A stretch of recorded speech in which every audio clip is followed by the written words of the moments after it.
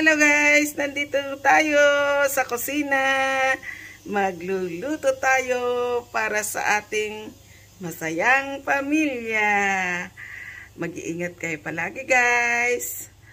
At wag natin kakalimutang tumingala sa taas at magpasalamat lagi. I love you. Welcome to my channel. Ningning ni Neneng.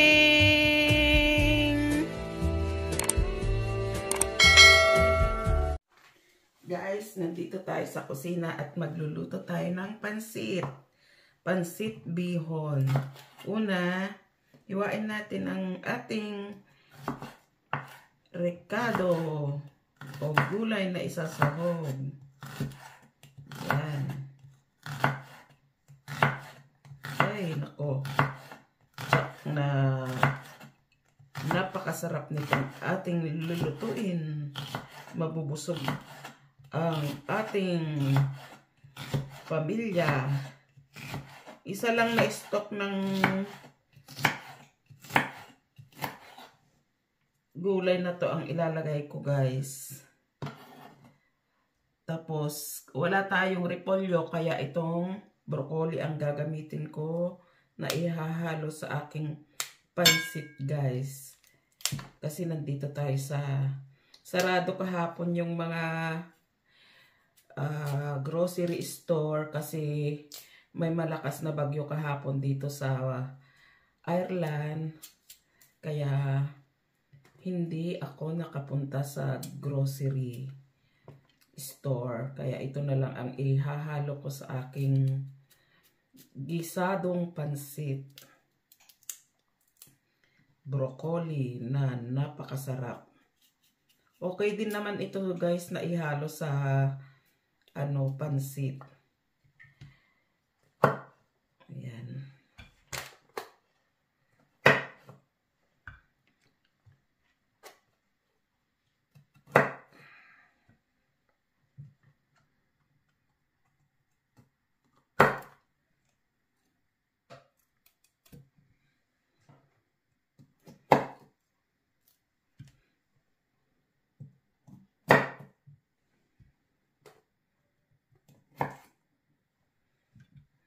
Madami na siguro yan guys.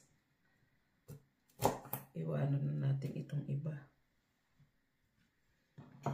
Natin isali yan.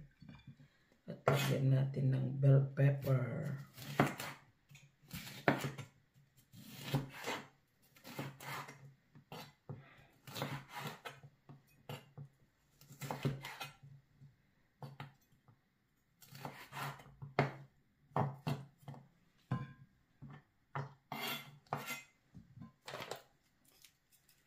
Siyempre, hiwain natin ang ating sibuyas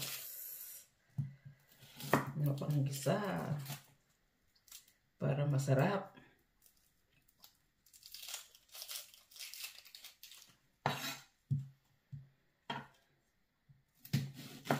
So guys,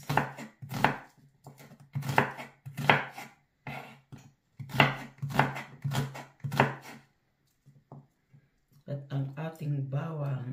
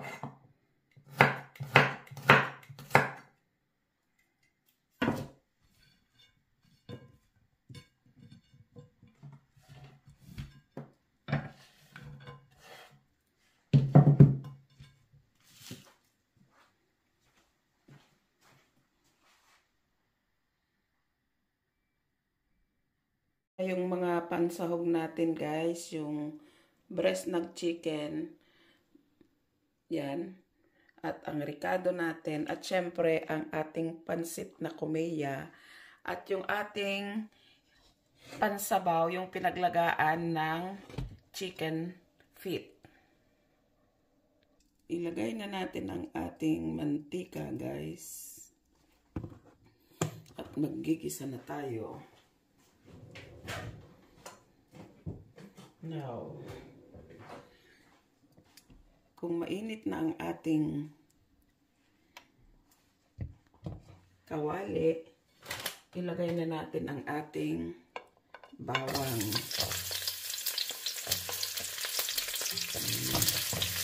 Papulahin natin guys para mabango at masarap siya. Ayan guys.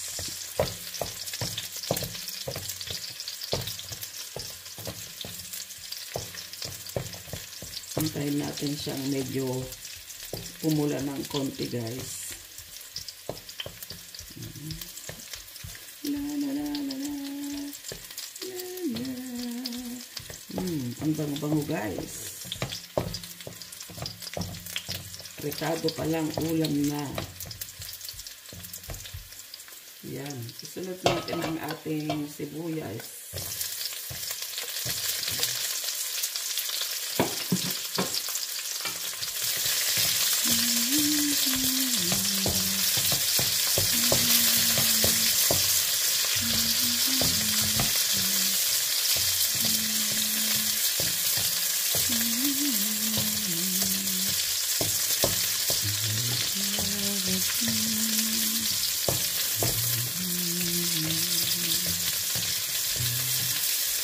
Ayan na guys.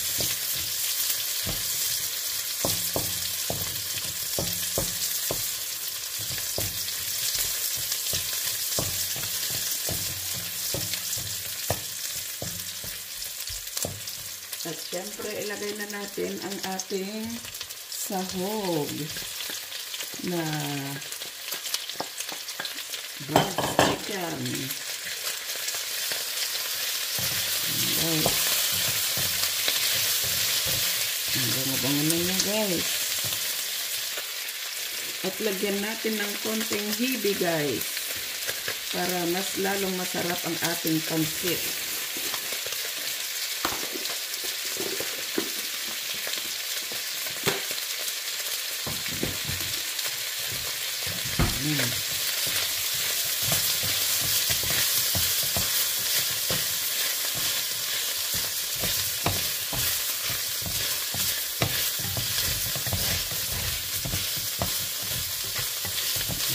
Sarap na guys.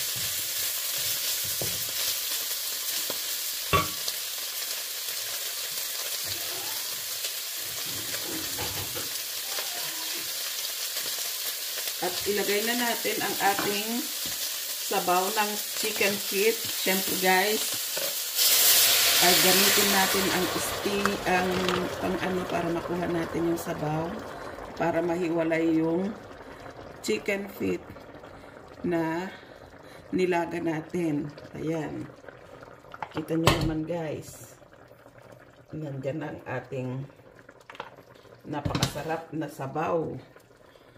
Ayan. O, ayan na guys siya o. Napakasarap na guys. Kasi yung nilaga kong paa ng manok guys, meron na siyang toyo at meron na din siyang paminta. Kaya, ayan na siya. Oh. Diba guys? Ang masarap na pansit. Ayan na guys. At, pwede na nating ilagay yung ating pansit.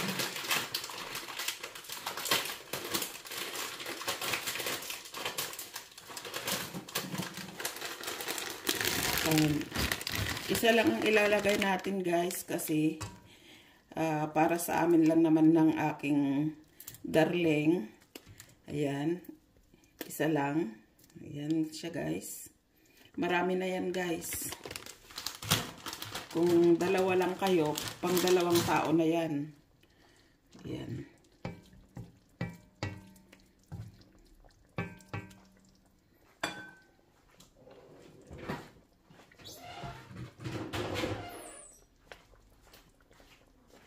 Pan muna natin guys para maluto ang ating pansit.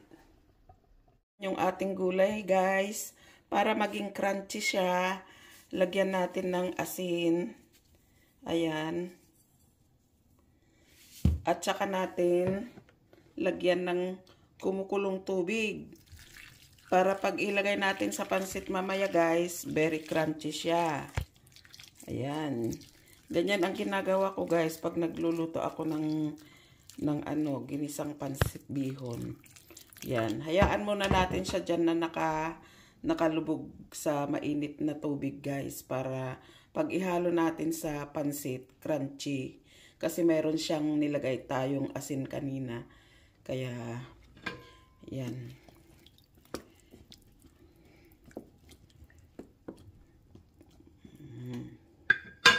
Yan ang sikreto ko guys pag nagluluto ako ng pansit.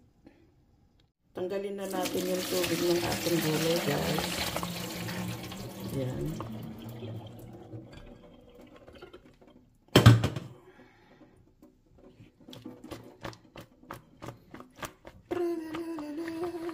Napakasarap, napaka-crunchy. Tingnan natin ang ating pansit guys. Ayan, tingnan natin.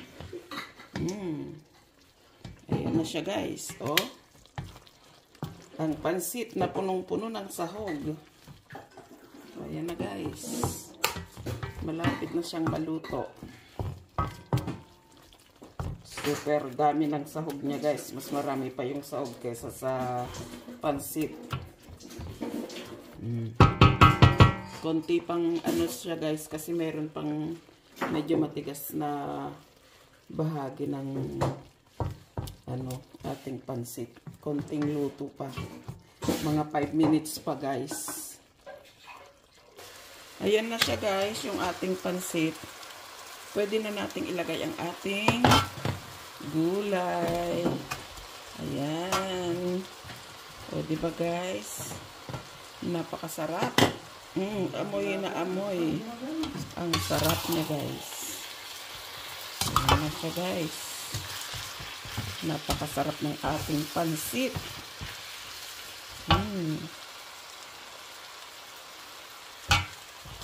Oh, di ba guys?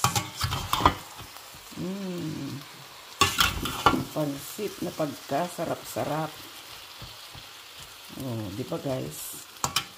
Yan ang pansit ni Neneng.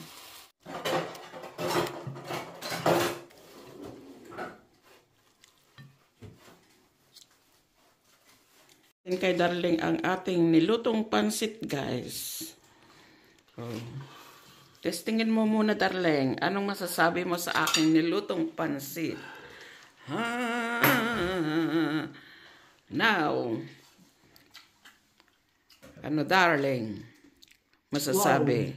Wow. Oh. Lasang pansit. Lasang pansit daw. Tara na guys, kain na tayo guys. So much guys for your love and support on this channel. I love you, I love you, I love you.